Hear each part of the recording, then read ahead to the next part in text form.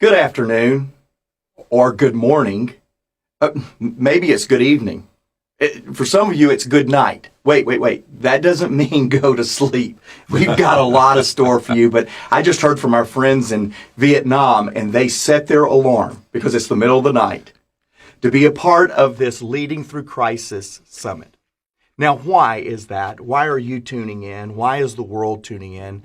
We literally have 10,000 or thousands of people, it's much more than 10, thousands of people both watching live as well as being and involving themselves in the replay over the next 4 days.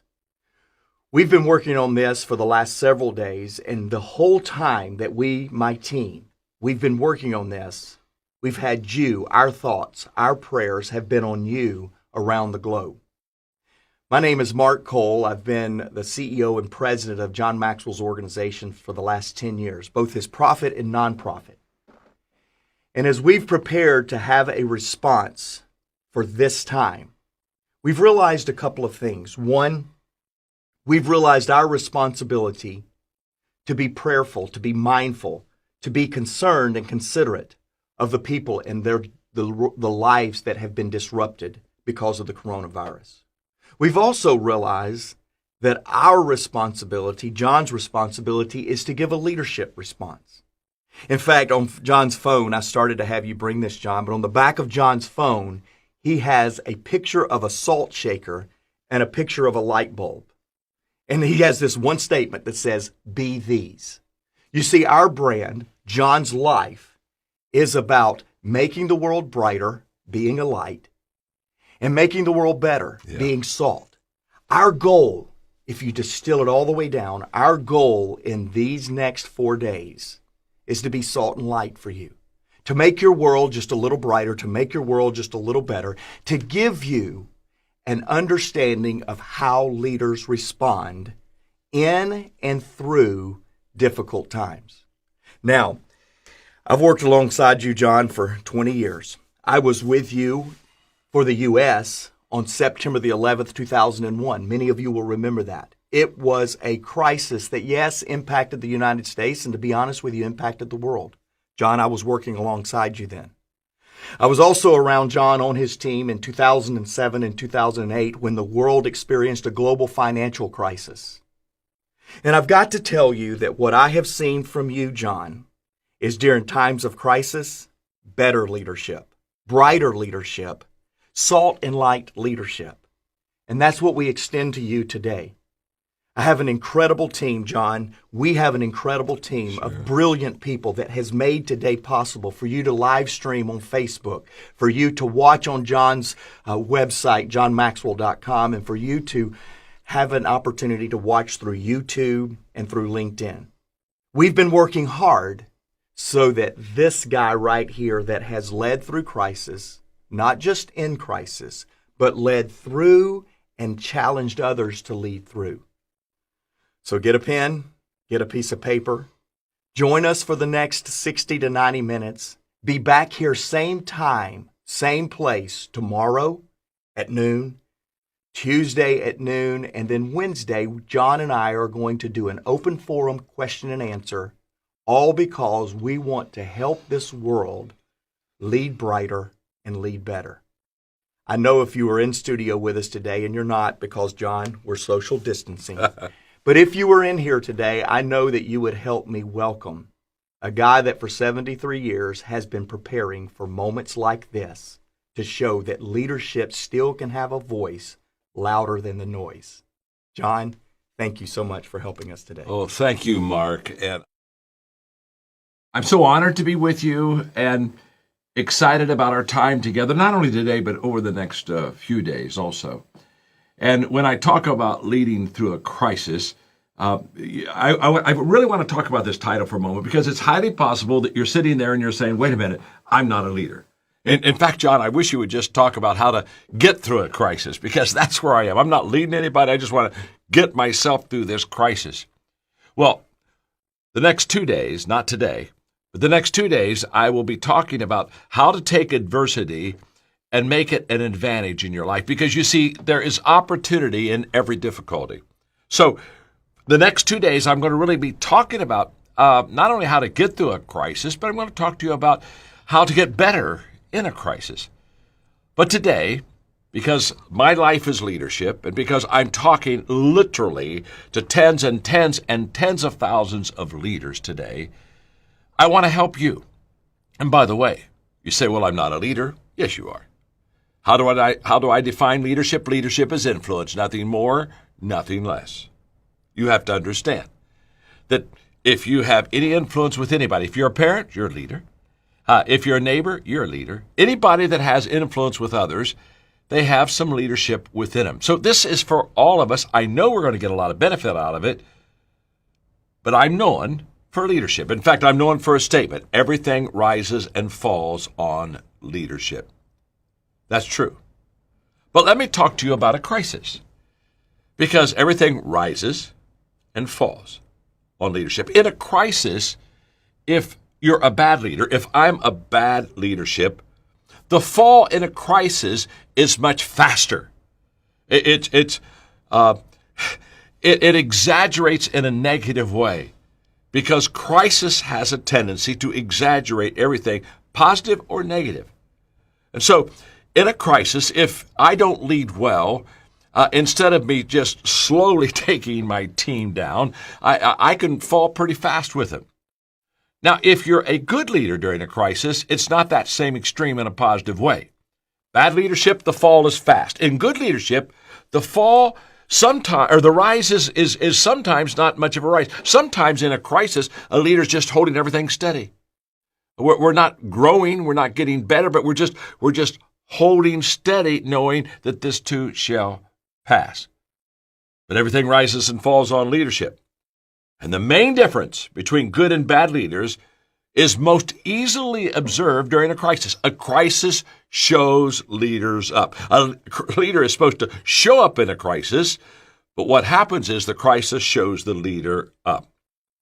Often I ask this question because it's always interesting to me, because my whole world is leadership. I'll ask somebody, why do you want to be a leader?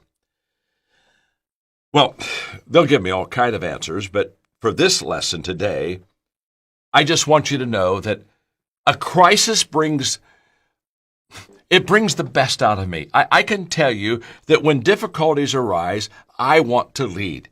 There are times when things are going really well, and to be honest with you, I don't really have to lead that much, or my team can lead and sometimes do much better than I do. But during a crisis, during difficult times, I look at this crisis and I say, I was born for this. This is my time. This is my moment to help people, to add value to people, because that's what I want to do. That's what I want to do for you today. So there's a goal in this lesson. It's a simple goal. I want us together to learn more about what a crisis is so that we can better lead others in that crisis. This is going to be a lesson on perspective. I will continually come back to this thought. How we view things determines how we do things. The only difference is if I'm a follower, how I view things determines how I do things, and it just involves me.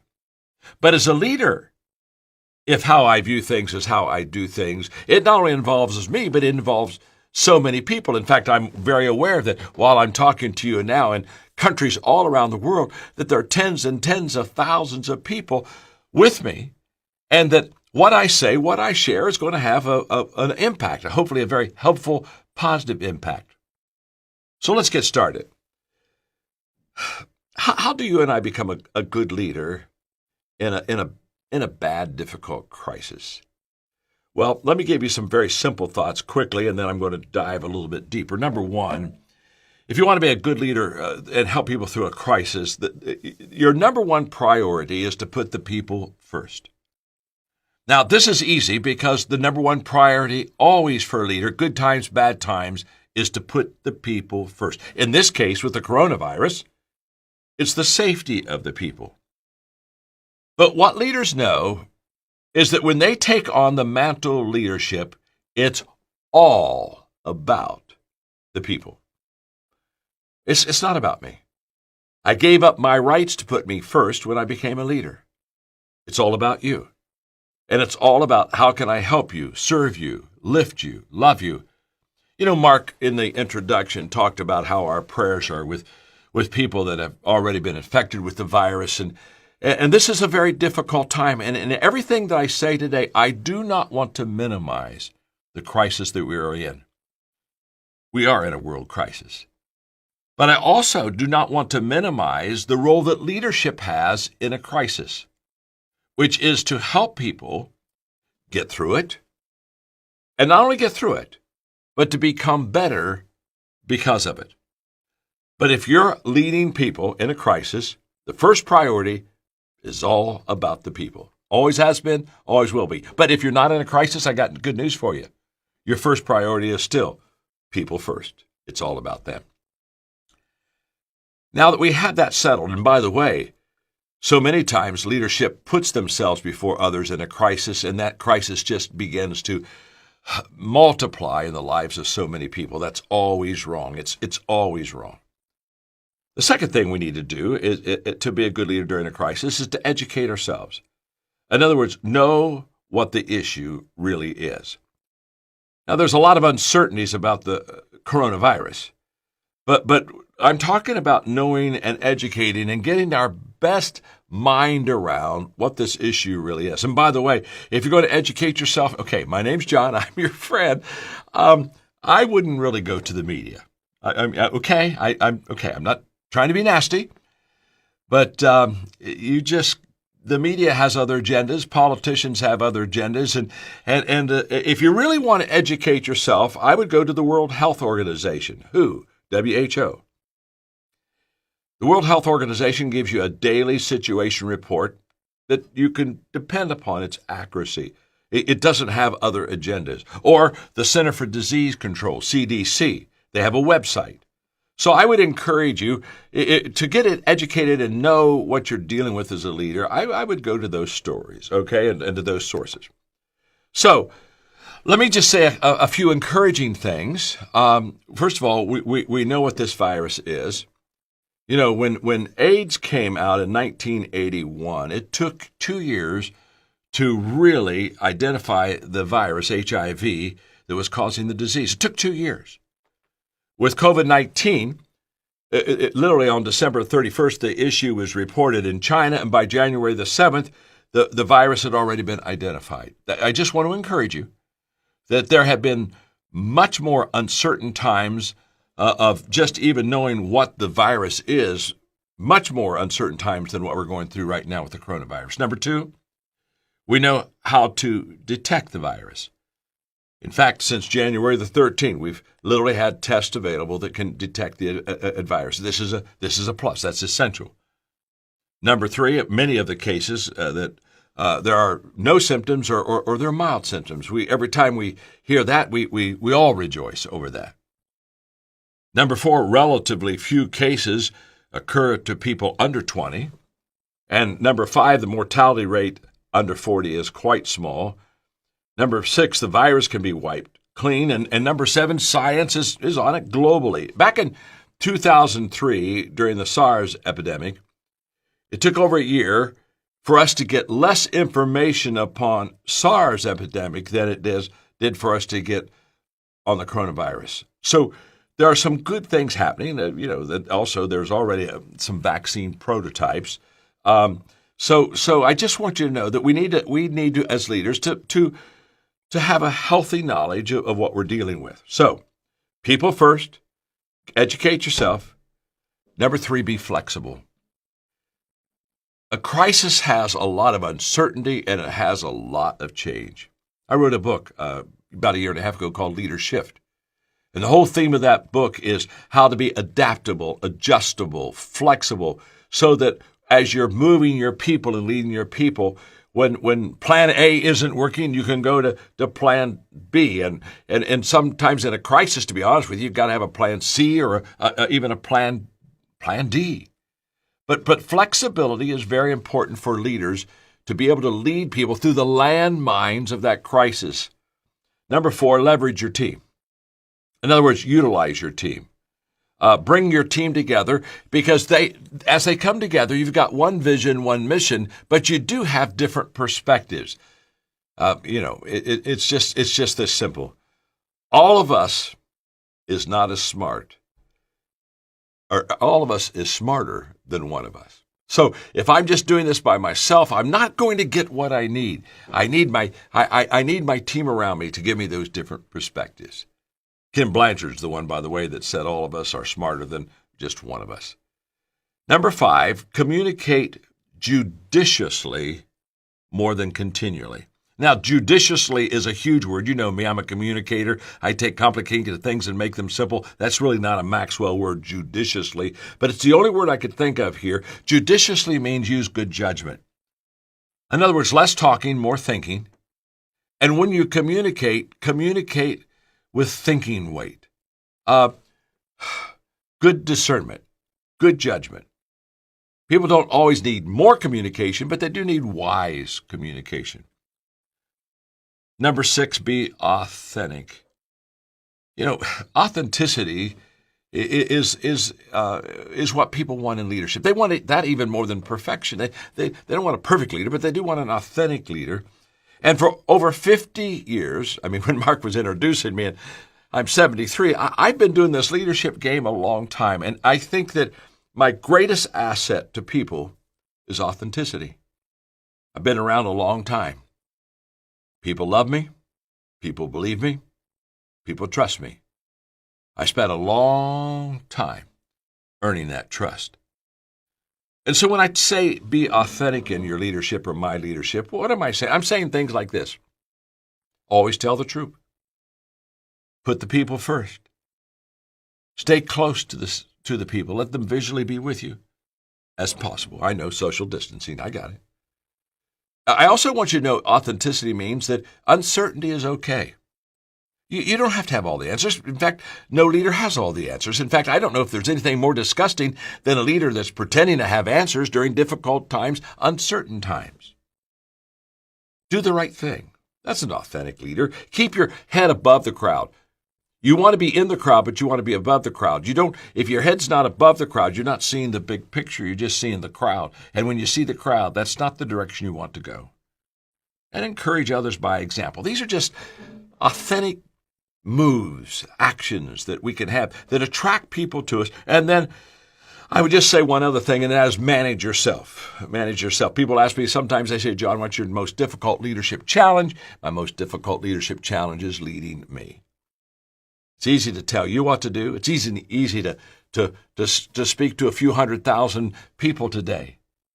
But just trust me, it's much harder for me to do the right thing. And so I'm doing my best to do the things I think right now during this virus are helpful, which is socially distancing myself from others, continually washing my hands, just doing the things that I know will help the process. I want to lead by example. Manage yourself so that you can lead your people. So now I want to give you 5 comments about crisis. I want us to see crisis in the right perspective, and in the end, I want us to see crisis through the eyes of a leader. But let me just give you 5 comments on crisis. Number 1 is a crisis is quite common. This is not the first crisis on earth. There's a tendency during a crisis. Here's what happens. There's a tendency during a crisis for a couple of things that happen that aren't positive. There's a tendency to think that it's never been this bad before. We're the only ones that have ever experienced this. And it's very possible for us to kind of over-exaggerate our place in history and the crisis that we're within in its place in history also. I'm going to get back to that in a moment. I often teach, you've heard me teach, that there are no 2 good consecutive days in a leader's life. I just think that's true. I think leaders deal with too many issues, problems, that there's just never 2 easy days, problem-free days in any leader's life. But a crisis means that there's more than 2 bad days in a leader's life. There's a whole bunch of bad days in a leader's life, and they just keep coming, and they sometimes even pile on. But let's think about it for a moment. Crisis is very common. Well, let me just take you back in the last 20 years. In the year 2000, Do you remember Y2K? I remember it. Oh, my. Everything was going to go bad when we turned to the year 2000, and people were, saving food up and, just doing, to be honest with you, doing all kind of crazy things. Back in 2000, we said, Y2K it's going to kill us all. We're all going to be in deep weeds. I can remember as a leader in Y2K, very clearly telling people that they were wrong, that it wasn't going to be that bad. In fact, I was in Jacksonville speaking to 2,500 leaders, and we were in a Q&A, and I had one of the leaders stand and say, John, what are you doing to prepare for Y2K? And I said, the only thing I'm doing to prepare people for Y2K, or myself, is to tell people it's not going to be like they think it's going to be. And he looked at me and said, well, what happens if you're wrong? Well, I said, then I'll come and live with you. You seem to have your act together. Now, let me just explain something to you. Back at Y2K, a whole bunch of people said the sky is falling. 2001, anthrax. Oh, it's going to kill us. Be careful not to open that envelope. 2002, the West Nile virus. Oh, that virus, it's going to get us. SARS was in 2003. How about the bird flu back in 2005? E. coli. Wow. 2006. Oh, my. The bad economy in 2008. It's the end. It's never been so bad.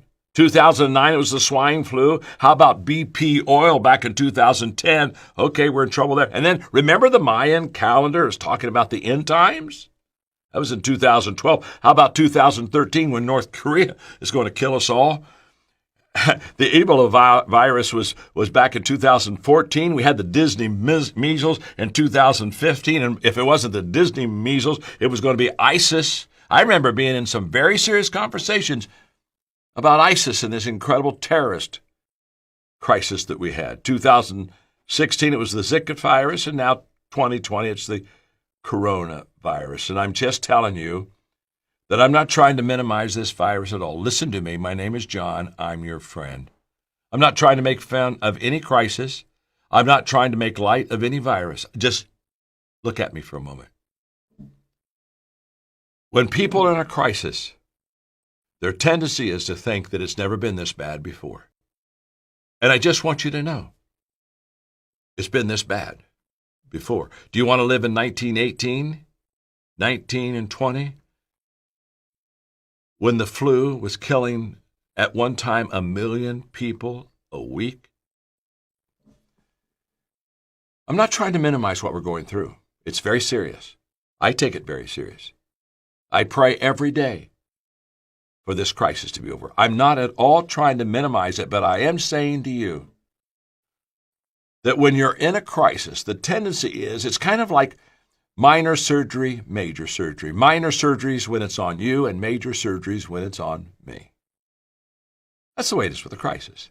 Minor crisis was something that happened 10 years ago or 100 years ago. Oh my, but major crisis is what we're going through right now. And the reason I'm saying this is leaders, do not miss this point. Leaders always give a right perspective to people during a crisis. They don't always have the answers. There's a lot of uncertainty, but their perspective, a good leader's perspective, is what gives hope, security, and encouragement. So what is a crisis? Well, the dictionary says a crisis is a time of intense difficulty or danger. Got it. That's a crisis. In the medical field, if you ask them what a crisis was, they would say it's a turning point. When a patient is in a crisis, they're at a turning point where it's either going to get better for them or it's going to get worse for them. If you go just to the Greek and how they defined a crisis was they said it's a decision. So I took the three, the dictionary, the medical, and the Greek words, and basically let me tell you what a crisis is. A crisis is an intense time of difficulty requiring a decision that will be a turning point. That's what a crisis is. It's an intense time of difficulty. That's what the dictionary says. Requiring a decision. That's what the Greek says. That will be at a turning point. That's what medical people say. And that's why I'm sharing with you how to lead through a crisis. Because as a leader, we can make a difference. You see, Max Dupree said the first responsibility of a leader is to define reality. And the reality is This is a crisis. We need to take it serious. We need to do everything in our power to make sure that we do the things that are necessary for us to be able to slow it down, stop it, turn it around. But here's what I know. Just like every other crisis in the world, there have been thousands of them, my friend. Thousands of crises. Like every crisis, the wisest man who ever lived was named Solomon. And what did Solomon say? This too shall pass. So back in 1918, when the Spanish flu affected 25 million people, and in 25 weeks they died, 25% of the world population was infected with that flu. Wow. Dark, dark days. This too shall pass. By the way, those words, this too shall pass, not only encourage us during a crisis, but they sober us up during the good times. Because in the good times, we want them to last forever. And I can tell you right now, when things are at the very best and your business is going great and your health is going great and your family is doing well, this too shall pass. Life never stays static. A crisis, it's common. The second comment on crisis is that a crisis is distracting. We use the term distraction, but I want to insert in this teaching right now the word traction, because traction is the opposite of distraction. You see, traction means to pull forward or to draw forward. It means that there's a momentum to move in the right direction. You've gained traction. You're making progress. Distraction is the opposite. It means to pull away. So when a crisis comes, it begins to pull us away. It begins to distract us. It begins to take us off course. It begins to confuse our priorities. It keeps us from making progress. So if traction is the action that draws us toward what we want in life, distraction are the actions that pull us away from the things that we want in our life. If you want to get distracted, just watch the TV news. Wow, I think we just need to fast from some of that. Honestly, their agenda is not always accurate reporting. They've got an agenda behind them. And let me just say this. As a leader, I hope you have no agenda except you put the people first every time. You see, that's the only thing as a leader that's going to keep me from falling and being a bad leader, because there's not much difference between manipulating a people and motivating them. Manipulating people is when I move you for my advantage. And so many times during a crisis, that's what leaders do. It's always wrong. It's wrong for leaders to do it. It's wrong for politicians to do it. It's wrong for the media to do it. It's wrong. What part of wrong don't we understand? But when we put the people first, when we have no agenda except lift people, serve people, add value to people, it helps us to keep some sort of traction in a time of distraction. Well, what's the results of distraction? Mind wandering. What do? Our mind begins to wonder. We begin to ask questions like, what could happen and what is happening and we begin to ask questions that there are no answers to. Or negative thinking, everything is going wrong and it's never going to get better, or an uncertainty, anxiety, where we begin to look around and we begin to be dominated by fears. And let me tell you something, this crisis is a perfect storm. It's a perfect storm.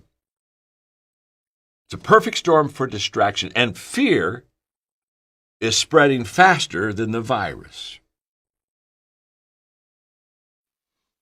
I say this in kindness. Just because your sky is falling doesn't mean my sky is falling. Now, are we in the same crisis? Yes. Are we in the same danger? Absolutely. But do we have the same perspective? Possibly not.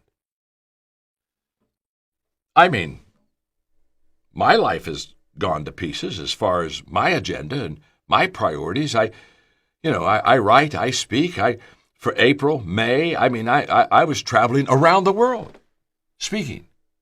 They're all canceled. I'm not speaking anywhere. Who wants to be with people? I don't want to be with people. I don't want to speak until this thing's all taken care of. So somebody the other day called me and said, how are you doing? I said, what are you doing? I said, well, I'm making lemonade. When given a lemon, make lemonade. So what am I doing? Am I speaking? No, that's canceled. It's all changed. Hey, that's a financial fallout. That's a leadership fall. I mean, I can give you all kind of fallouts from that. Of course I can. But what am I going to do? I can't control that. Nothing will cause you more anxiety than trying to control something you can't control. And yet I watch people every day, somehow reach out there with worry, thinking that anxiety and that worry will make things better for them. So what am I doing? Well, I'm reading books that I haven't been able to read for a while. I'm getting to write a book that I didn't have enough time to really write, and now I can write it. And because I'm writing it now, it's the most important book I've ever written. Hey, I'm getting to exercise. I'm getting to spend time with my family. I can give you a whole list of things right now that I'm doing because of the crisis.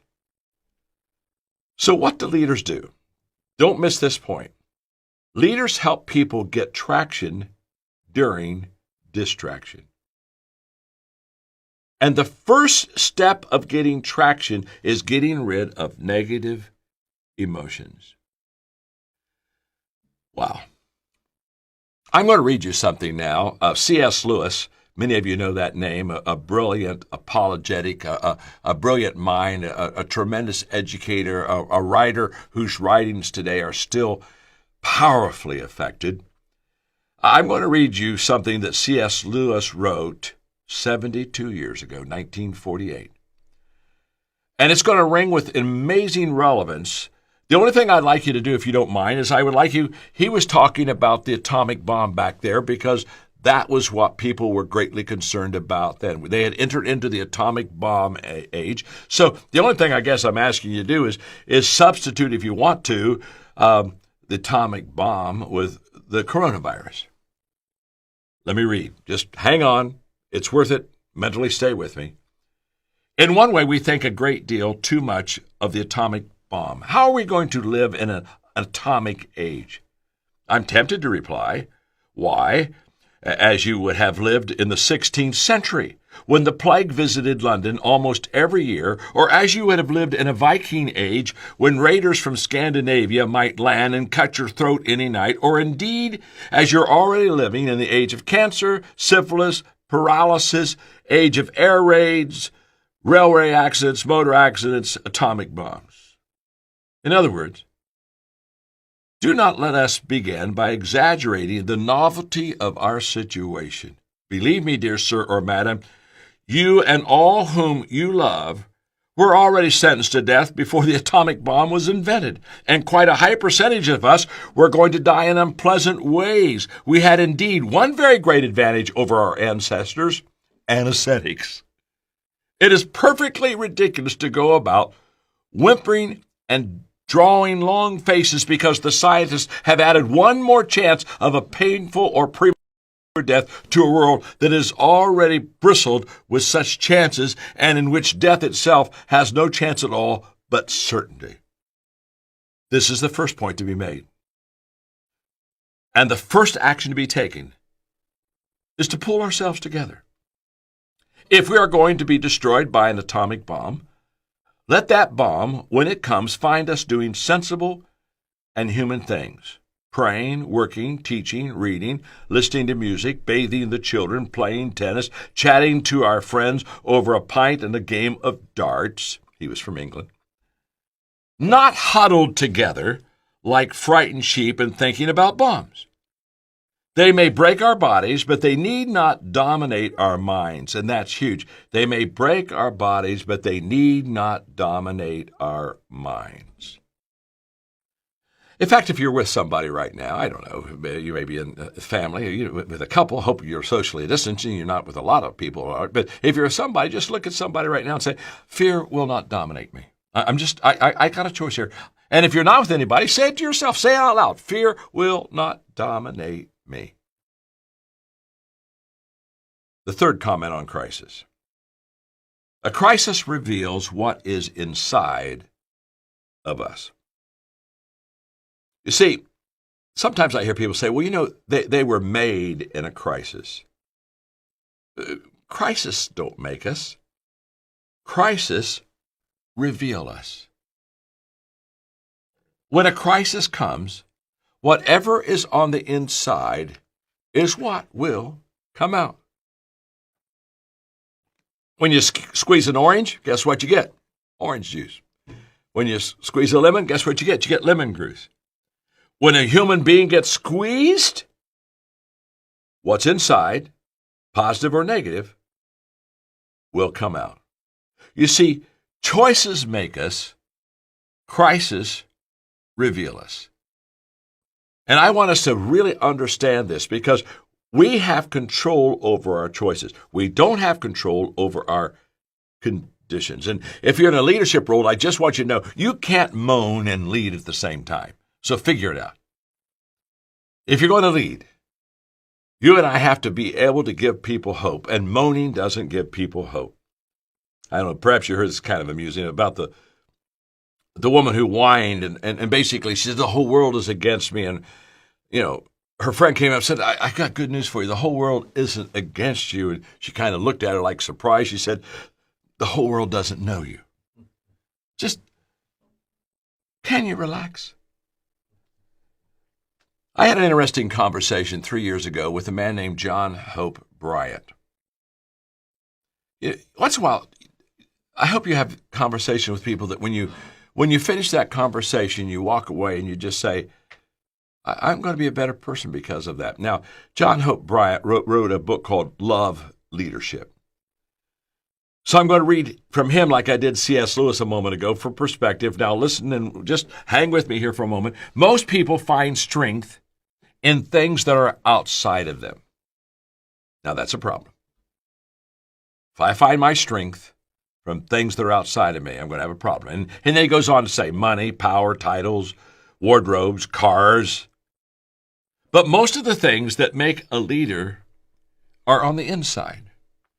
Integrity, wisdom, confidence, vulnerability, joy, passion, compassion, intuitions. These things come from life experience, from life's trials, from the deepest part of a person's soul. You can't fake them, and you can't buy them because they're not for sale. He goes on. My mentor, Reverend Murray, says, life asks a question of every leader that gauges their effectiveness and wisdom. The question? What have you been through? Following battle, King Arthur would have his knights line up before him and ask each one of them, show me your scars. And if none existed, he would say to the warrior, leave me and go get your scars. I've learned that authenticity counts, and that the best route to an authentic life is through your scars. As you earn them, you learn to drop the BS in your life, and you attach yourself to the substance in your life and to the substance in those around you. Precisely because of that history of loss, because we've had loss. Now catch this. Because of the history of loss, you never take yourself too seriously or get needlessly seduced by short-term materialism. In other words, loss helps to ground and mature a person. There's a hard lesson in life, setbacks.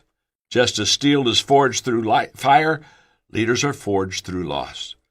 There can be no strength, no real inner growth without the pain of legitimate suffering. It's a scientific fact. You cannot have a rainbow without a storm. Loss is wisdom acquired early. Huge.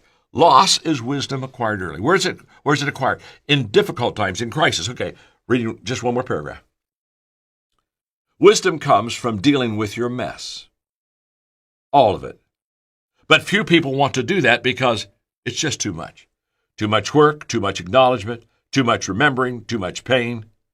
But I have found that there is freedom in surrendering to this work, to saying, yes, that happened, but it doesn't define me. What does not kill me will only make me stronger. I made a mistake, but I am not a mistake. I'm passionate about transformation. Anybody that knows me well knows that I have a dream, a bucket list. If you ask me my bucket list, I would like to see in my lifetime one country in the world be transformed. And so we make a very concentrated, intentional effort to help countries, and soon we're going to be doing it with communities even in America, to have transformation. And here's what we've discovered. We found out that transformation is impossible without people learning and living out good values. The transformation doesn't begin by a law. It doesn't begin by an edict. Wow, I had the privilege of a couple years ago being in Saudi Arabia, invited by the family, and the king had made an edict that by 2030 that the country would be transformed. And these people were beautiful to me, and I did my best to spend 3 days with them and help them understand transformation. And my last statement was that you don't bring transformation through the edict of a king or the law of the land. It doesn't happen, never has happened. Why are you still there? Transformation doesn't happen from something on the outside. It happens from something that happens on the inside. It's a values issue. And when people learn and live out good values, guess what? They become more valuable to themselves, and they become more valuable to their neighbor. And the result? They become bigger on the inside than they become on the outside. And that's what we're striving for. Through crisis, through difficulty, we're striving to become bigger on the inside than we are on the outside. So let's review quickly. A crisis is quite common. A crisis is distracting. A crisis reveals what is inside of us. And number 4, a crisis requires adaptability. You see, a crisis usually is a case study in uncertainty. That's true of the coronavirus. Nobody knows how long the outbreak is going to last, how bad it's going to be. But here's where leadership comes in. I've often said, I love sports, that all good coaches have a good pregame plan. In other words, as they go in the game, they have a pregame and how they would like the game to unfold, and they practice that pregame. They teach that pregame. But once the game starts, it may not at all be like the pregame plan. Now, all good coaches have a pregame plan, but the great coaches separate themselves at halftime. Because now they have a half. And now they see reality, not theory. Now they know what has happened, not what they thought would happen. And so they go into the halftime locker room, and what do? They adjust. It's their ability to, now that they know what's happening, to make decisions based on what they know, not what they thought. It's their ability to be flexible, adaptable, and create an environment that allows a new game plan, a plan B, if you will, that makes those great coaches. Most successful leaders have a plan B. And during a crisis, maybe even a plan C. Now, there's a profound difference. I teach this in my book on leadership. There's a profound difference between conformity and adaptability. Don't miss this because it fits right here in the crisis. Conformity, that's a negative quality. It's about blending in. It's about being like everyone else. It's a weakness that's based on fear and rejection. When a person conforms, to be honest with you, they don't want to be rejected. So they blend in the crowd. It's not a positive thing. Adaptability is a positive quality, and it's adjusting, not out of weakness, but out of strength. It's adjusting to succeed. It's adjusting to give you the ability to make the changes that will make you better. I had a wonderful golf game a couple years ago with Tom Watson. What an incredible golfer he has been in the past. And in fact, my claim to fame is on number 10 at Sugarloaf. I got a birdie and he got a par, literally, and I beat him by one stroke. And he noticed, he said, "John, you won that hole." And the good news, I won that one hole, and that means in the other 999 he wins. But the point being, we had an interesting conversation, and he told me, he said, there are only 5 tournaments. Now, this man won a lot of tournaments. He's one of the top 10 golfers ever. He said there are only 5 tournaments that on the first tee, the first day, I knew that I was going to win because my swing was just good, and I was just going to win. He said all the other tournaments, sometimes second round, third round, fourth round, I had to go back to the driving range and I had to make adjustments because my swing got out of kilter. And I had to, and I love this phrase, he said, I had to adjust my way to victory. Almost all of his tournament wins were not because he kept doing the same thing the same way and it was just perfect. He had to adjust his way. And in a crisis, that's what we do. As leaders, we help our people adjust their way to victory. Wow. Maybe you need to say to yourself or say to somebody that's in the room with you right now, I think I want to adjust my way. I want to adapt my way in this crisis. I'm going to be flexible. I'm going to be fluid. Point number 5. I'm giving you comments on crisis. And the 5th point is that a crisis is the time when real leaders show up. It's in a crisis that the real leaders become visible.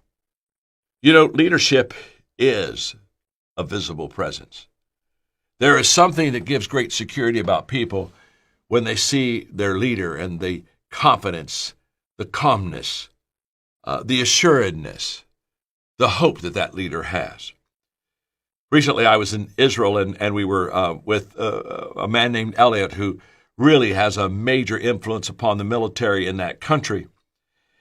And if you know anything about the Israeli army, the officers don't lay back and send in the infantrymen and the soldiers. The officers lead the way into battle. In other words, Israeli military says officers go first. They're on the front line. By the way, the percentage of officers killed in a war in Israel is higher than the infantry and the soldiers. Why? Because they're on the front lines. And we were up on the Golan Heights, and we were having an incredible day there. We learned so much from Elliot. He was such a brilliant man. I mean, he spent all morning with us, and it was like a leadership learning off-the-charts course like I've hardly ever been in. And he made a statement while he was up there, and he was talking about doing battle, and he said, in war, the soldiers should always see the officer's back. In other words, there's something wrong if they're looking toward enemy territory and they don't see the back of the officer. That officer needs to be leading the way. In a crisis, that's what leaders show up during the crisis. Now, just let me have a little fun for a moment. While we're on the Golan Heights, we had about 50 people with us on this incredible tour. We got on a tank, literally could look over and see Syria. And so we got our picture taken on the tank, and we were kind of all macho, and then I decided to have some fun. Try to be unforgettable in any kind of memory you create. So I said, let's all sing the Hokey Pokey. And I kid you not, we all did the Hokey Pokey on an Israeli tank on the Golan Heights. And I looked at him assuredly and said, at the end, I said, trust me on this, This has never happened before. This was a first, no one else. And you ought to have seen the soldiers, you ought to have seen the military while these Americans were singing the Hokey Pokey on a tank. But here's the point. During a crisis, leaders show up. They're right there. They're early. They're the very first to go forward. You see, there are time-tested principles of a leader in a crisis, and the fact that they're open, they're honest, they're clear, and they're the first ones to stand up and to stand out. That's what leaders do during a crisis. Inc.com just last week had an article I read about Ed Bastian, who's the CEO of Delta, and it said Delta's CEO just sent out an email about the coronavirus that every customer should read. I thought, wow, I want to read it. And basically that he sent out, in the very beginning of this crisis, he said, let me just explain something at Delta. I want my customers, I want my passengers to know 3 things. We're prepared, we've learned, and we've taken action. That's a leader. A leader shows up early, before others, goes out front, is highly visible during a crisis. Why? Because that's when leadership is needed more than any other time. But when I talk about real leaders showing up, they not only show up early, they show up with clarity. Now, uncertainty in a crisis is a fact of life. And uncertainty, as my friend Andy Stanley would tell you, is not an indication of poor leadership. It's just an indication that there's a need for leadership. And so leaders are leading in uncertainty. So what that means is we don't always have the answer. I don't really particularly appreciate leaders that are kind of like Mr. Answer Man or Miss Answer Woman, and they are constantly saying, hey, I've got the answers, come to me, come to me. No, I think there are a lot of times as leaders, we are highly uncertain. We are in territory we have never been before. We've never had a virus like this before. There's a lot of uncertainty in the air. But uncertainty is different than clarity. We can be uncertain about what's happening around us, but we can be very certain. We can be very clear about hope. Hey, this too shall pass. Because people are not going to follow fuzzy leadership. And we have to have the courage to be able to say, I don't see all the answers, I don't know all the answers, but I do know the direction I think we should be going. And you begin to create the movement. Because what happens is clarity helps people prioritize. You see, the coronavirus is a condition that we had no control over. So now we can't control something outside of us, but we can control the choices that we make.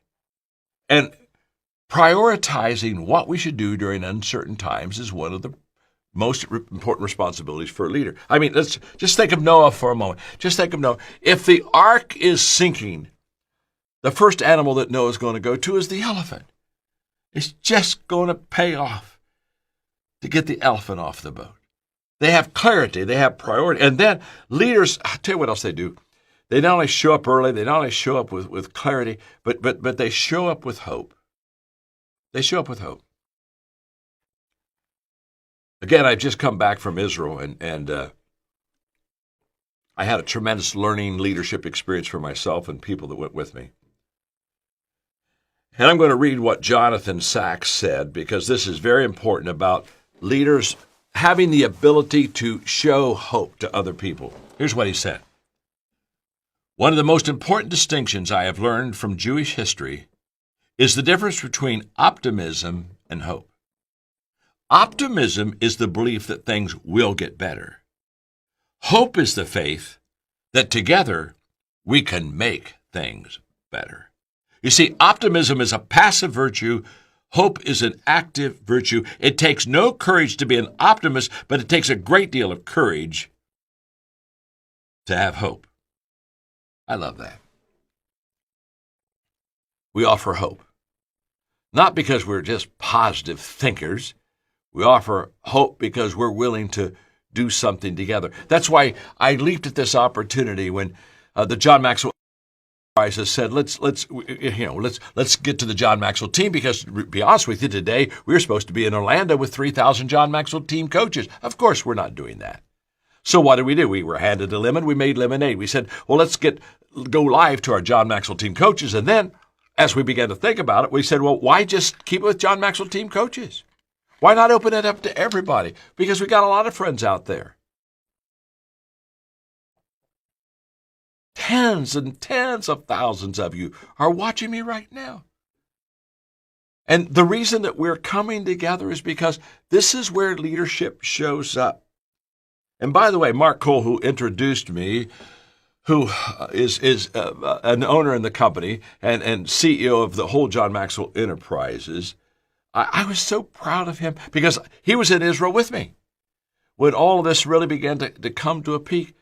And I was so proud of him because I watched him have that clarity. I watched him begin to talk to the John Maxwell team tribe. I watched him as he kept hope in front of things. And my observation about Mark Cole was this, that he was in constant communication with his team. In fact, every night after we'd be done finishing our tours, he would go to his room, and 2-3 hours every night, he'd be back to the States talking to the team, making sure that everybody was on the same page.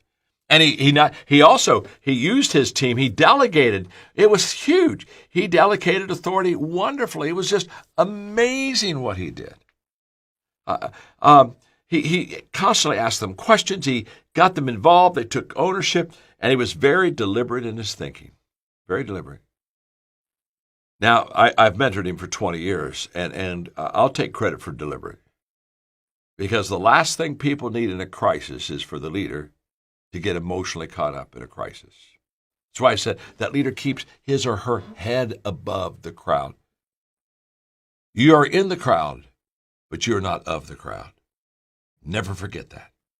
And I watched Mark as he was deliberate in his thinking, and every day he kind of used me for a sounding board, and I did my best to be a sounding board. You see, for many years, because Mark has run my enterprises for a long time, we've had what we call the 3-2 count. You know, in baseball, if a batter has a 3-2 count, 3 balls, 2 strikes, that means when the pitcher throws this next ball, something's going to happen.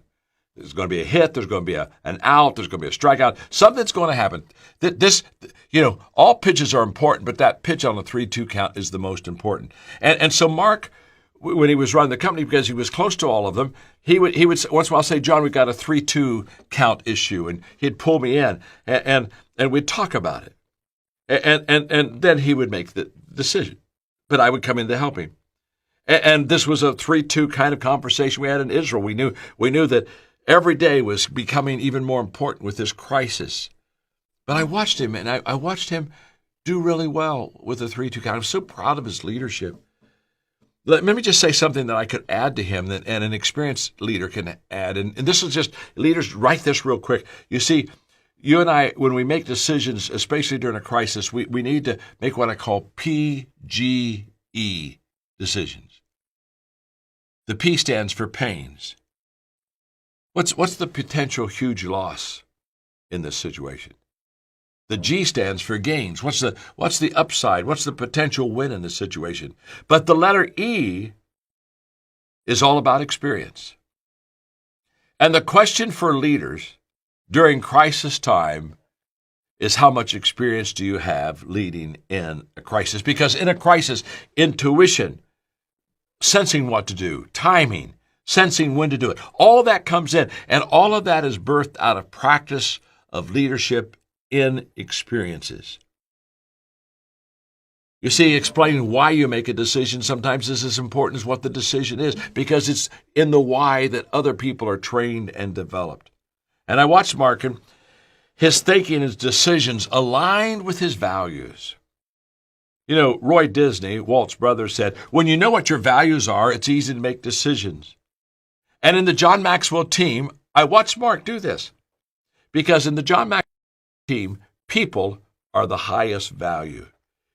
In fact, what we teach our John Maxwell team members is very simple. We are people of value who value people and add value to them. That's what we do. We're people of value who value you, and then we intentionally go out and we add value to you in any way possible. You see, a crisis exaggerates the negative, and good leaders deal with as much of the negative before it happens as they possibly can. Quick story. When I wrote the 21 Irrefutable Laws of Leadership, we went on a tour for 1 week using a private jet, 3 cities every day, started on the East Coast, 21 cities in 1 week. Breakfast at one location, lunch at another, dinner at another, talking about the book. By the time we were out in Dallas, the book was already a bestseller on the list. And we were all excited because we'd put a heavy weekend. We're coming back in, and we were flying into Atlanta. And about 50 feet from the ground, we hit a wind shear. And literally that private plane of ours just immediately dropped and hit the runway. It just like that. And immediately we were all frightened because that we didn't land, we dropped. There's a difference between landing and dropping. And what's interesting is as soon as that wheel and that drop hit that runway, the pilot took the plane right back up in the air. I mean, immediately. I mean, so quick that any fear that we had was kind of like, oh, wow, whew, we're still in the air. Circled, came back in, landed the plane. We got off the plane, and I went over and kissed the ground, congratulated the pilot, and I said, it was amazing that you could make a decision that fast. I mean, those wheels hit that runway, and you were back in it. It's amazing that kind of a decision that you could make. And so I'm talking to him about it, and he looks at me, and he said, look, John, he said, you don't understand. And I said, what don't I understand? He said, what you don't understand is I made that decision 20 years ago. He said, as a pilot, I've gone through everything I can possibly think of that can be a problem. And I always said, what will I do in that situation? And I have a game plan for every problem. And he said, my game plan was if I land, I'll land well, get back up in the air, because he said the air has a lot more room for mistakes than the ground does. And he was right on that. Well, what am I saying about it? Great leaders, they think things through on the front end. And when the sea is not smooth, remember this, no sailor ever distinguished himself on a smooth sea. The distinguishing part is what you do during the rough times. By the way, it's true of every leader. You look at the great leaders in the history of the world, and they all took their people through a time of crisis successfully. Lincoln, Churchill, 9/11, Giuliani, Martin Luther King. You see, the synonym of great crisis is great leadership. And what I'm so proud is that Mark put the people before everything else. Huge financial loss in making some of the decisions that were made. But Mark every day kept his values where they needed to be. And his top value was what's best for the people. And when you think of leadership in a crisis, that is always the question. And the decision is always what's right for the people. Now, sometimes during a crisis, you're not sure what's right, so you've got to hold as long as you can hold. But there'll be a time that it will begin to open up, and you'll begin to know what your next move is. Now, if I could have about 7 more minutes, I have a great desire during this coronavirus to really speak in your life. And so Mark talked about the fact that the next 3 days, Monday and Tuesday, I'm going to be doing a lesson. And the lesson I'm going to be doing is how to turn adversity into an advantage. I'm going to do a part 1 on Monday, part 2 on Tuesday. Don't miss it. In fact, bring your friends and be with it, because I'm going to really basically say the stuff that we're experiencing right now, let me tell you how you can make, well, lemonade out of that lemon. And that's going to be for you. I want you to be with us these next 2 days. Be sure to let everybody else know. But I also want you to connect with me on so many ways that are free. For example, we have Minute with Maxwell every day. I do a Minute with Maxwell. It's a video. And it's just 1 minute, and millions of people get it. I want you to have it. And especially I want you to have it for the next 30 days, because guess what I did? I have just put out 30 statements of strength that are designed for the next 30 days to just give you an upper, just a lift. So tell your friends, get on Minute with Maxwell for the next 30 days, and every day I'll give you a statement of strength that I promise you will make you feel better, see better. It'll just lift your spirits. Don't miss it. And then for audio, I want to encourage you, this is free. Go to the John Maxwell Leadership Podcast.com. Every week, we take leadership teachings and apply it to people's lives. And literally millions of people are following us on the podcast, but I'm missing you. I want you to be on that podcast with me. Again, it's a free resource. John Maxwell Leadership Podcast.com. And then I want to encourage you to read my blog, because if you just go to johnmaxwell.com, you can every day kind of just pick up things that I'm talking about that will help you, again, to become a better leader. But now for the next 5 minutes, I just want to talk to you from my heart. Because here's what I know about a crisis. A crisis never leaves us the same. And during the crisis, we long for normal. Oh, I wish it was like it was before this crisis hit. And we kind of try to get through the crisis, and what we make the mistake is when we get through it, things will return to normal. And I just want you to know that this is a difficult time that we're in, and we want to get back to normal, but the reality is normal has been changed, and it's not going to be the same when we get through this crisis. Wow. Think of the students that are no longer in school but are online. This is going to change a lot of the way that education begins to look at how they're going to equip kids. Trust me, you give kids a few months just being online, and there's going to be some changes made there. You know, there's loss of jobs. Some of you, I tell you, I just pray constantly for people that are in financial ruin, loss of jobs, or you go back and your job has changed, and so you've got some major adjustments there. There's going to be a tremendous financial strain. Normal isn't going to be like we thought it was going to be. That's what I want you to catch. And so Max Dupree again said the first responsibility of a leader is to help people define reality, and the second responsibility of the leader is to help people then make positive changes. And that's where I'm coming right now. Normal is not going to be the same when you get back. So what I want to do for a moment is say, what can I do to help you get through this crisis? Because I've been through a lot of them. I'm 73. In the 1960s, I saw the assassinations of John Kennedy, Bobby Kennedy, Martin Luther King. I saw the assassinations of leaders. I was in high school and college in the most turbulent decade in America's history, the 1960s. In the 1970s, the disillusionment of Vietnam and misuse of men and people and lives from government. And in the 1980s, it was the AIDS epidemic, and then there was a huge economic recession. And in the 1990s, what did we have? We had corporate wrongdoing. Hey, do you remember Enron? Remember all the companies that weren't living up to the values that they had and they said that they were living up to? In fact, Time Warner was my publisher at that time, and they asked me to write a book entitled There's No Such Thing as Business Ethics.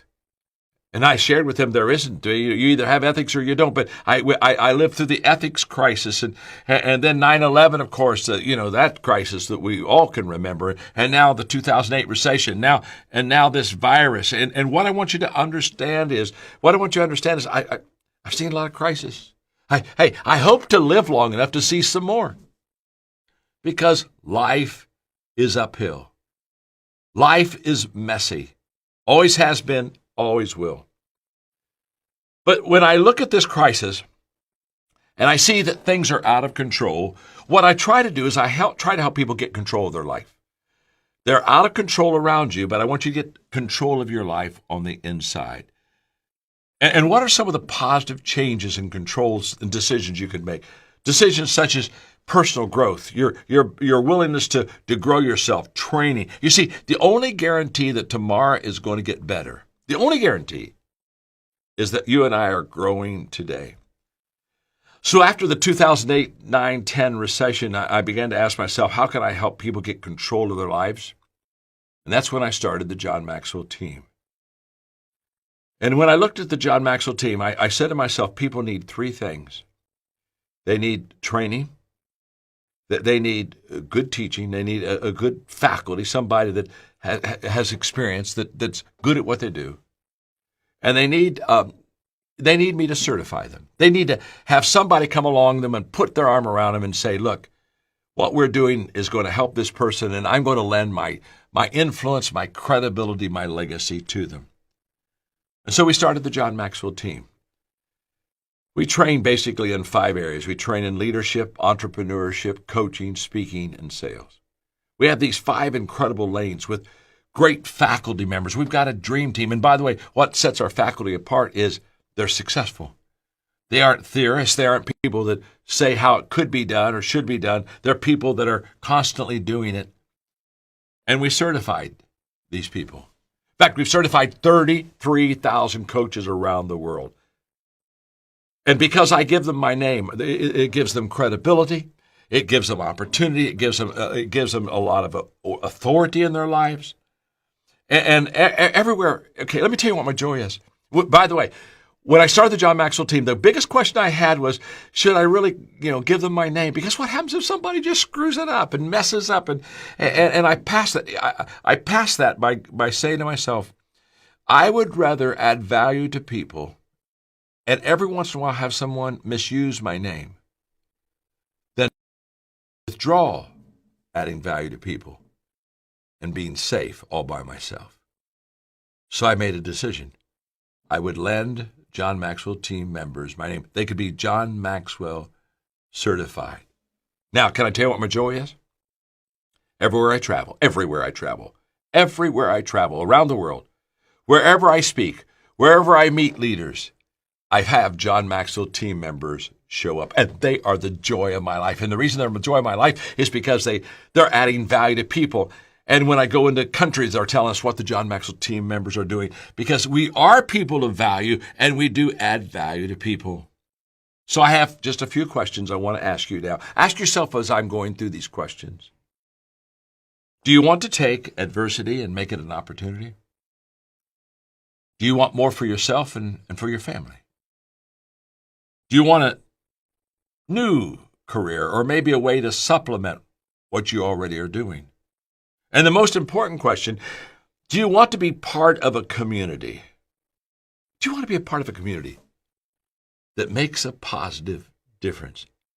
Now, if you're saying yes, I want to have more for myself and my family. Yes, I would maybe like to help supplement my income, especially with the financial strain going on, et cetera, et cetera. And yes, I want to be part of a community that's making a positive. If you're saying yes to those things, two more questions, just very simply. I'd like to join my team, because I'd sure like to have you. Now, let me just stop here for a moment. You may already be on a good team. Blessings, love, go for it. All the success in the world. I'm not trying to pull you away from anything. I am trying to add value to you. If you'd like to be part of a community that's truly making a difference, then I would like to ask you a second question. Would you be willing to invest 30 minutes to know more about the John Maxwell team? 30 minutes. Would you be willing to do that? If you would, I want to encourage you greatly to go to johnmaxwell.com. And there we will begin to help you. We will begin to direct you. We will begin to lead you to somebody that can tell you a lot more about the team and how you can be a part of it. And I'm going to ask you, Mark, was that the place to take them? JohnMaxwellTeam.com. Yeah, johnmaxwellteam.com. Thank you, Mark. John Maxwell Team. If you just go to that, and by the way, we have people ready to help you, and if they can't help you immediately, don't give up on us. Come back, because we really would like to help you find your place. Now, as I wrap up our time together, I want to thank you. I want to thank you because you have invested over an hour listening to me talk to you about how to lead through a crisis. Early this morning, I'm a person of faith, you know that. Early this morning, I got up and I spent quite a bit of time alone. And to be honest with you, I felt a little overwhelmed. It's very probable that there'll be hundreds of thousands of people that will get this information and listen to my teaching. And that's a lot of people, and that's a lot of weight, and that's a lot of responsibility. So I asked God to help me.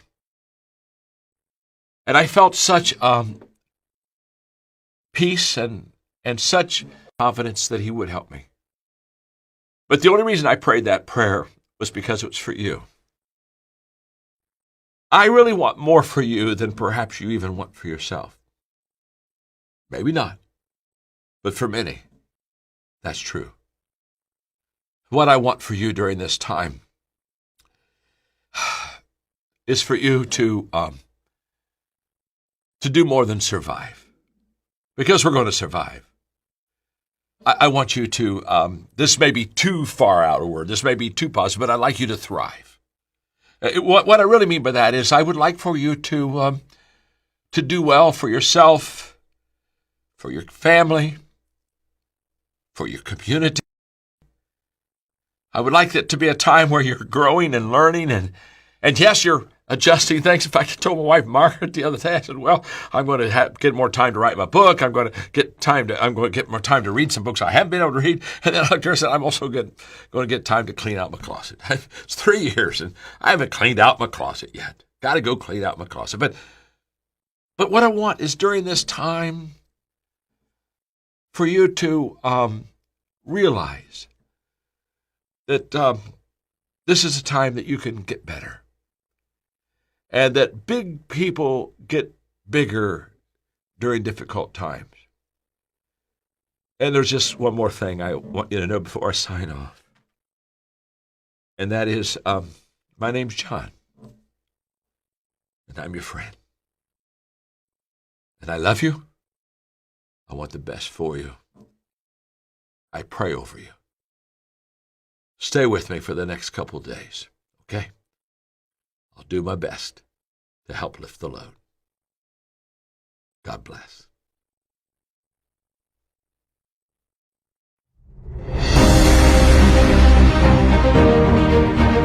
Thank you.